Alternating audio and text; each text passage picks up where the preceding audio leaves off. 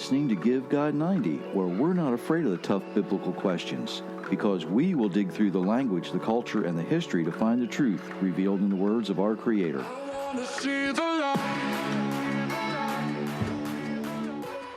Hello, everyone. I've been trying to put something in the comments for you. So thank you for being with us or letting us be with you, as the case may be. We certainly do appreciate it. I am being closely supervised and monitored this morning. Again, as always, or mostly always. Mostly always now. Hey, everyone. Thanks for joining us today. There, lots of stuff. It was a busy week last week. We've just had a lot of busy weeks lately. We've had a lot of busy weeks. It's spring. A lot of things are going on. A lot of things are happening. So the ground is at its best right now. It seems to be, yes. If you're new here, thank you for checking us out. If you're one of our regular listeners, we appreciate you hanging around. Absolutely. If you like what you hear, don't be afraid of the share buttons. They work really well. All of the likes and the notifications. It just helps people find us easier as they're looking for something to listen to. And if you're not careful, you might learn something. Right. What I was putting in the comments was a link to the audiobook for Inheriting Lies. It's there. It's active. It's live. It's it's available. Okay. There will be more about this in the next week or so, but we've been working on some things that should be exciting, I think, at least for me.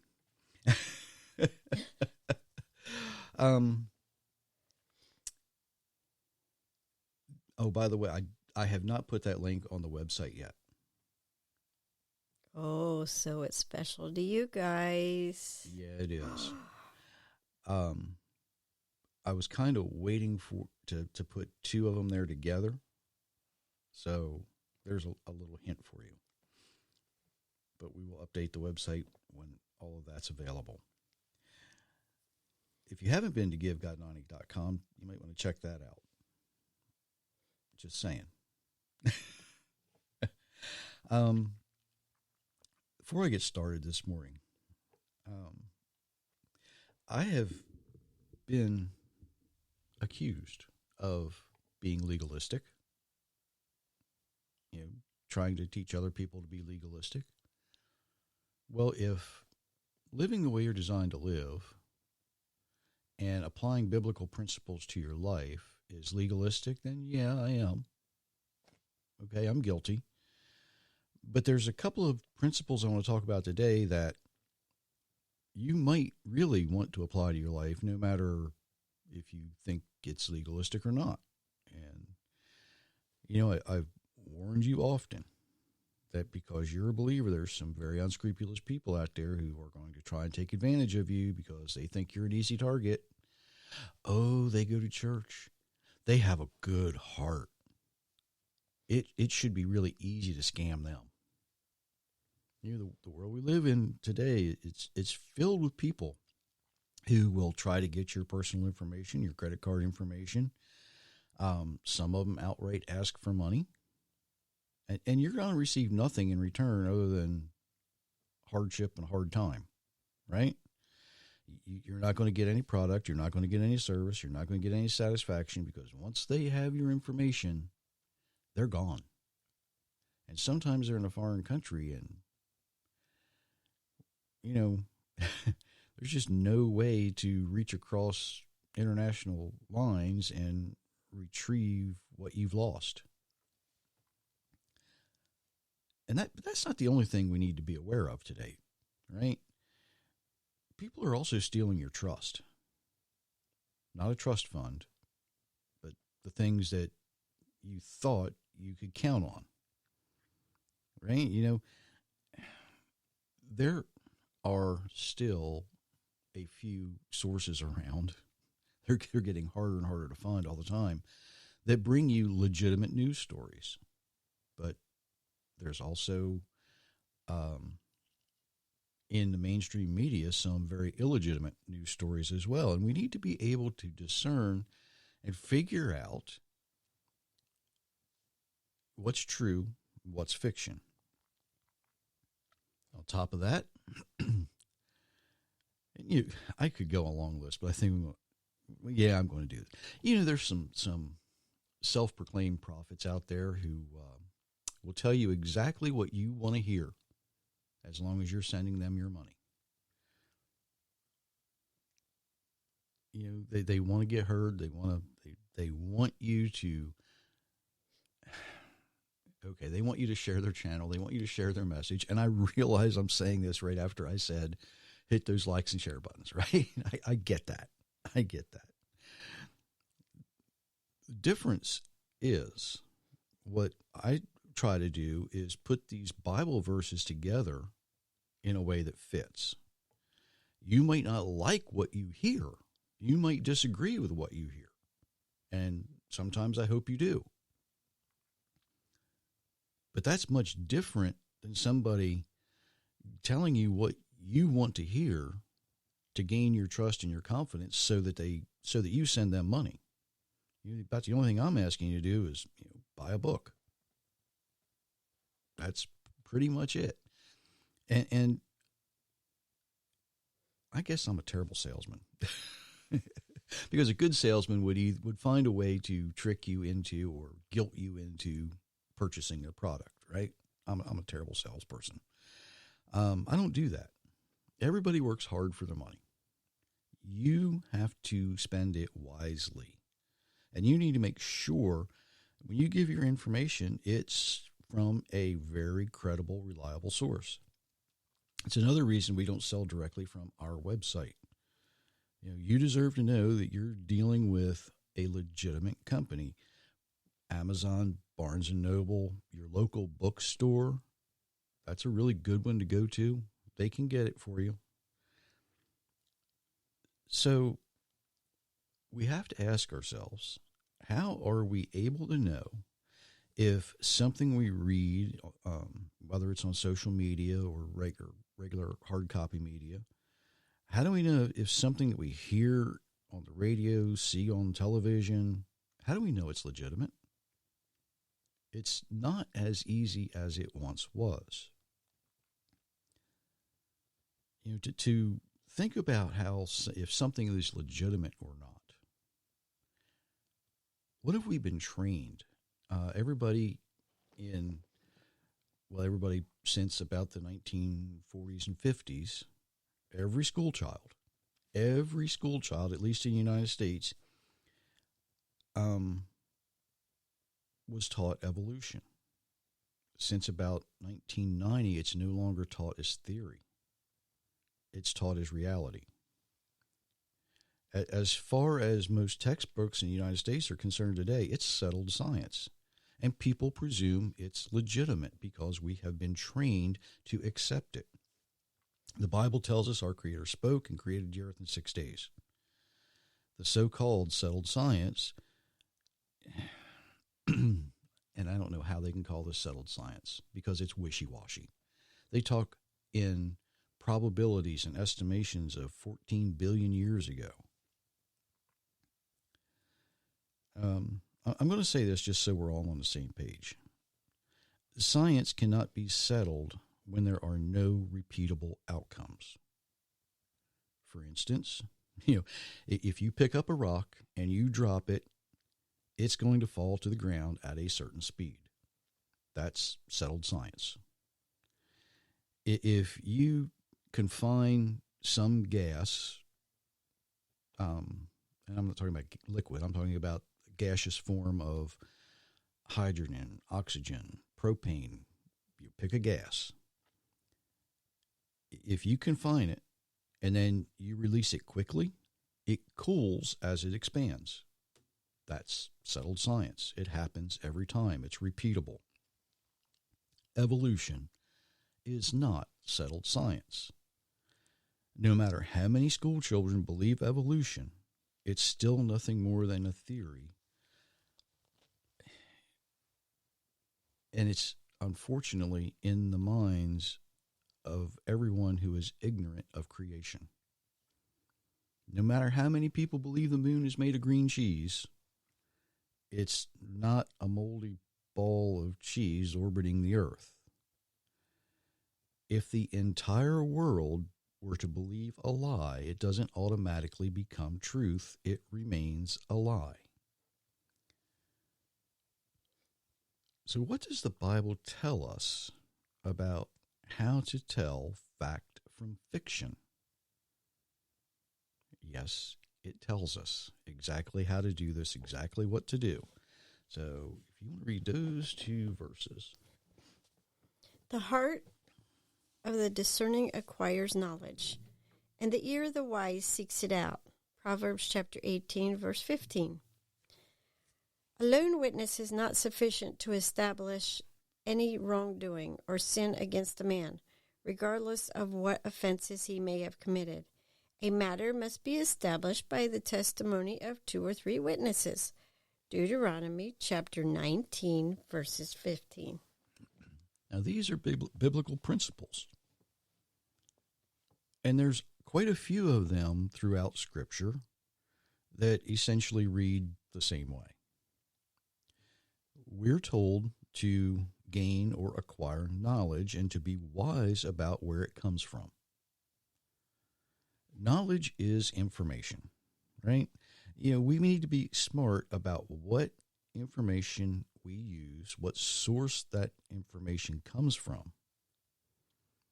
We're told that we need at least 2 or more witnesses.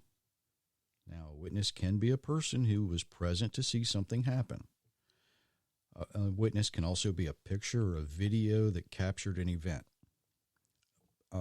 Problem with that is we need to be very careful when we're looking at a picture or a video to see if the angle, the lighting, and all of the other things that go into that are from a position that shows the details of the event properly. Now, I'll get into some of the AI-generated stuff in a while, if I have time. There are some legitimate photographs and videos that appear to show things they don't show. Some of the pictures of the first moon landing have been said to have been faked because of the light and shadow angles. There are pictures and videos, so-called extraterrestrial spacecraft that appear real when they're not. There are video and photos of eclipses that make them look strange enough because people think they're fake. And to the untrained eye, they seem legitimate unless you know about light, reflection, refraction, shadow influences in a photograph, how light sources can make things appear brighter in one area than the other. All of those things you have to be aware of. And a lot of people are getting fooled out there because they look at a picture and they go, oh, look at this. And I can look at that picture and say, well, yeah, this shadow goes this way because this is going on, and this is a reflection over here because of what's shiny over there. You have to be aware of those things. It's something you look for in a photograph or even in a video. A witness can be nothing more than a pile of rocks to mark a boundary corner. A witness can be a piece of archaeological evidence. A witness, in other words, doesn't have to be a person. It can be a series of pictures that document events. It can be a pile of rocks to tell you, hey, I'm standing here as a witness to where this corner is. Now, a testimony is something different. A testimony tells a story. Now, a person's the best one to tell a story, and some people can tell some pretty wild stories, right? I just got to look. Some people can. Some people can exaggerate. Some people can lie really, really, really well. It's just that simple. A series of clues, though, can also be a testimony. a series of clues in the proper order. And I shouldn't say properly. A series of clues as they are in their correct order. That makes better sense, I think. Can be a testimony. Now, if you take that same series of clues and you mix them up, it's no longer a testimony. It's no longer a truthful testimony because they're not in their proper order, in their correct order.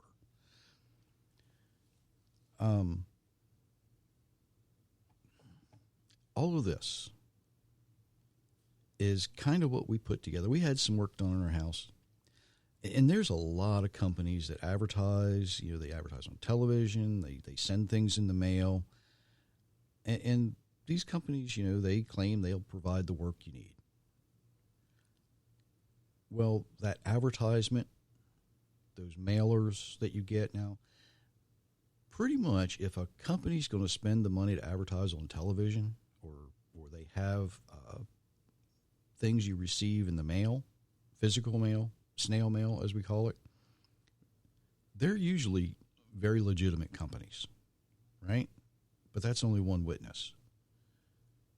That's only one witness. So when we had some things done, or we're looking to do some things, I looked at the reviews for these companies online. That's another witness.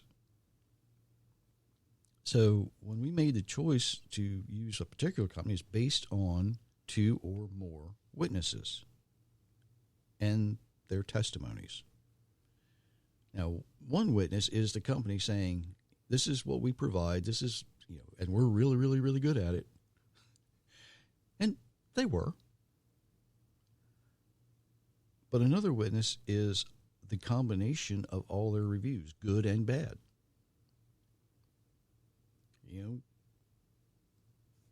They did pretty much what we hired them to do. Even the witness and the testimony, even with witnesses and testimony, you can still run into situations that can't be foreseen, right? It happens. Life happens. Things happen. People make mistakes. People overlook things. But you have to realize that, is it something that you're spending your money on, even if you based it on 2 or more witnesses and something happens, whose fault was it? Was it a series of events that just led to something goofy happening?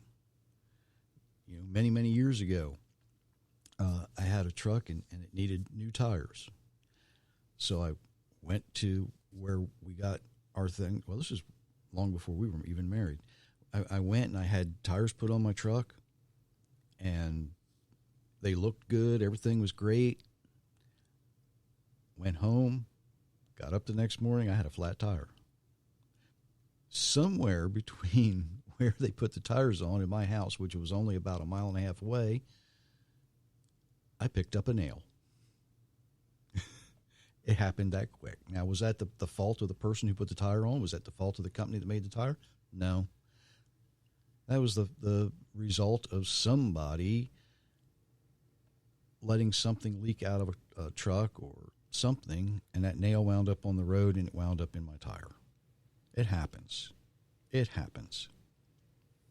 So, even with witnesses and testimony, things can still happen. It's life. So let's get into some of these false news stories that are so prevalent today. What do we do? How do we tell? Well, don't believe anything until you look at several reporting agencies. You got to look at a lot of different news stories to see, is this legitimate? And you have to decide for yourself what is fact and what is fiction. Remember everything just a couple of years ago with the coronavirus? They were saying, oh, this is what the cause was. No, that's what the cause was. This will help. No, that'll help. We have to do this. No, we have to do that. Well, everything they said to do, we realize now was to create hysteria. Because everybody was running around going, oh, we have to do this. Oh, we have to do that. And now, after the event, we realize, you know what? Masks don't work. Vaccines aren't as effective as they thought they were. And the vaccines have far more dangerous side effects than the virus itself. Now, I'm going to remind you of something I've said a lot of times. All media, it doesn't matter whether it's television, radio, social media, they need advertising to survive. And these companies are going to put things out there to entice you to watch their channel. I do too, right? Some of the titles for some of these podcasts, I'll admit, there's a little bit of clickbait in there. I want to get somebody's attention. They advertise, the companies want to, they charge these companies a whole lot of money so that they have an audience. They want to guarantee them they're going to have so many millions of viewers. And it only makes sense. But it would make more sense if people were more willing to hold these news agencies accountable for the stories they write and report on.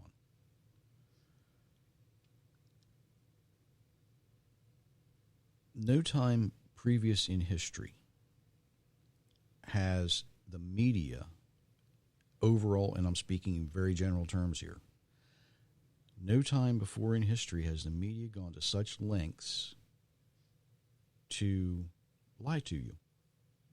Some of the things they report are extremely accurate, but there's a lot of those stories out there that are not. How do we tell the difference? Well, we can't rely on the fact checkers anymore because the fact checkers don't do real research. They rely often on popularity. Is this idea, is this concept, how popular is it? We'll just go with that. Well, again, no matter how many people in the world, if the entire world believes a lie, it doesn't make it the truth. It's still a lie. That's not fact-checking, it's social conditioning. Light cannot become dark. Dark cannot become light just because everybody thinks it can.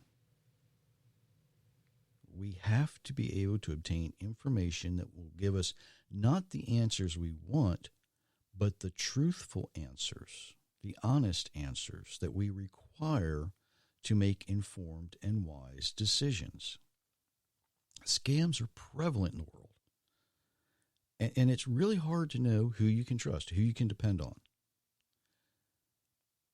Here's some things, first of all, never give your personal information to anybody unless you are absolutely confident you can trust them.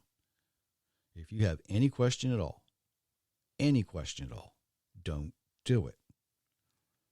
I had an email from a bank that I had never dealt with, and they said I was overdrawn on my checking account. Well, that would be quite impossible because I don't have a checking account with that bank. I went to the bank's real website, and it looks as though the scammers had actually stolen their logos and all of their information, and even to the point where they took the signature from one of the bank manager's emails and copied it and pasted it on their own. It was a good job. It really was a good job. But guess what?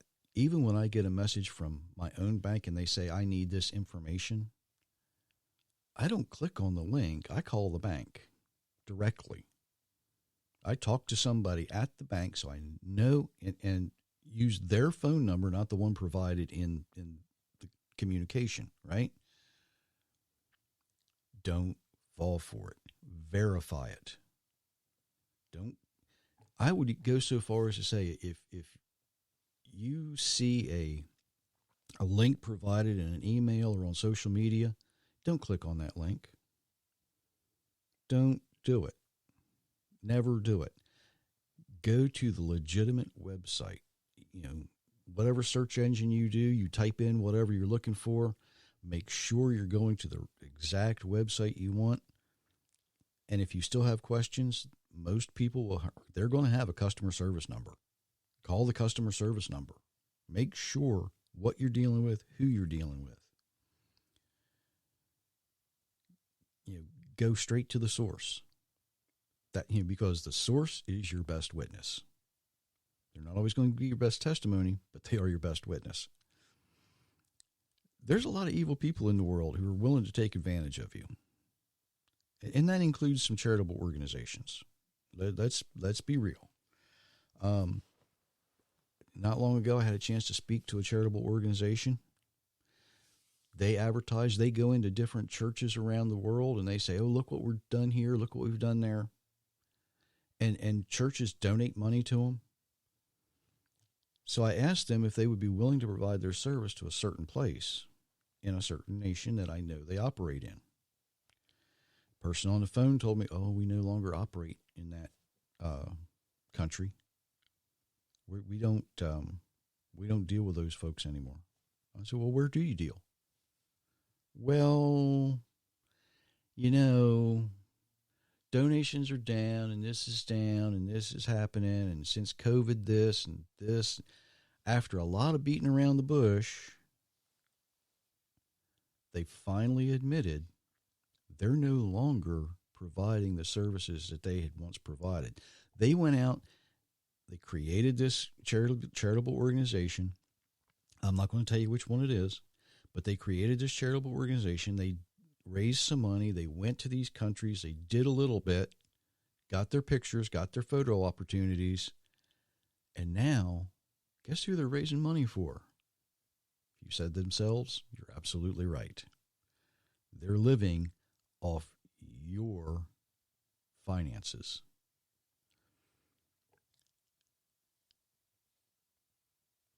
You got to be careful where you spend your money and who you give your money to. That's the bottom line. Even if you think it's a legitimate charity, they may no longer be involved the way they used to be. You see these pictures of the starving children, the starving animals. Look at them very carefully. I know it's heart-wrenching. I know it's hard to look at. Burn them into your memory because you may see them used in another advertisement under another name later, and it's the same people. All they've done is just reorganize themselves, but they're using the same pictures all over again. We've seen it. When you see it, don't give them any money. Don't be the one who enables them to continue what they're doing. All it takes is a little bit of effort on your part not to be a victim of fictitious activity. All it takes is a little bit of effort on your part not to be lied to. It's that simple. You actually have the ability to avoid the scams, the fictitious news stories, and the artificial intelligence stuff that's out there. The artificial intelligence gathers your personal information. And I said I was going to get into that. So very quickly, artificial intelligence, it's fictitious. Did you know that? These machines can't do anything more than they are programmed to do. Let me say that again. These machines cannot do anything more than they are programmed to do. Now, there's some very, very complex programs that are used, and they make it seem as though these machines can think, they can give spontaneous responses, but they're programmed to give those responses. Just like the school children, they've been programmed to believe evolution. The programmers have coded into the machines the proper responses for certain commands. Do you realize that human beings are the only only thing that the Almighty ever created that are not, how do I want to explain that? They're not contained by parameters. Think back to the garden, right? Creator tells Adam, you can eat of any tree except this particular tree. Now, he did not say that you were not capable of eating from that particular tree. He said, if you eat from that tree, you will die. There's no way to program that into artificial intelligence. You cannot tell a machine, you cannot program a machine to say, don't do this, but you have the capability of doing it. You have the capability of self-destruction if you do this. There's no way to program a machine to self-destruct if they go outside of their parameters. Just can't, not yet. It may happen at some point, but it can't happen yet. Because if the machine says, I can only go this far, it won't go any farther. But human beings, on the other hand, we're free to destroy ourselves all we want. And we're doing a pretty good job of it. Today, computers have much faster memory. It makes it appear that they're intelligent. But all we're doing is some very, very, very complex programming. And that machine will never, ever hold the image of the person who programmed it. Mankind is the only one made in the image of our Creator. We are not made in the image of a machine.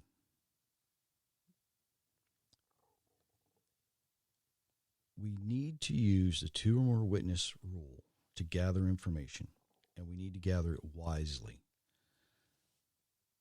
Because there are people out there who will try to trick you. There are people out there who will try to take advantage of you. And quite honestly, by applying that simple biblical principle to your life, if that's being legalistic, be legalistic. Make them work much harder to take advantage of you. Make them work so hard that it's easier for them to become legitimate. Make them work so hard that it's easier for them to actually say, you know what, this life of crime isn't worth it for me. It's no longer a payoff for me. Make them work. Don't be the victim. You don't have to be. You can apply these biblical principles to your life so that you're not aggravated when something happens. You realize that, oh, okay, if it's a legitimate company, something happened. Maybe it was their fault. Maybe it was my fault. Maybe it was nobody's fault. Maybe it was just a nail on the road. Things do happen. But you can, with a little bit of effort on your part, make sure that you have done your due diligence. You check these things out. You didn't just click on a link you saw on social media.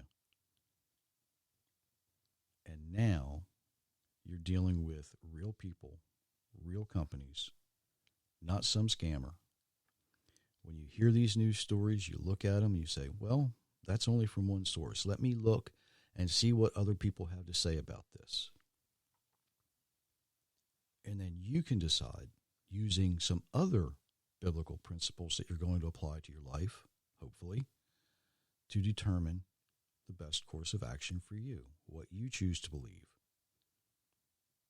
If that's being legalistic, be legalistic. It's okay. You have my permission. Like you need it.